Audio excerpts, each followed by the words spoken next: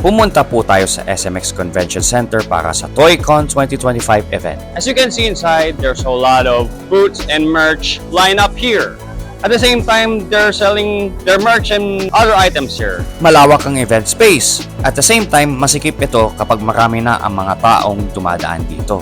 Ano po yung mga in-exhibit nyo po dito sa stall nyo, sa booth nyo? Now we have Labubus and Air Brakes, then like a Space Molly, Demo, and Star Wars.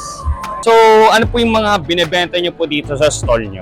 So nag-focus kami on pets, as you can see. Animals, more on animals. These are we get them from Japan, straight from Japan, then shipped to the Philippines. Actually sila yung makukuha mo sa Crane Games dun sa Japan. May mga hobby merch or products sila na ino-offer para doon sa mga hobbyist na gustong gawing negosyo ang kanilang mga kasalukuyang hobbies ngayon.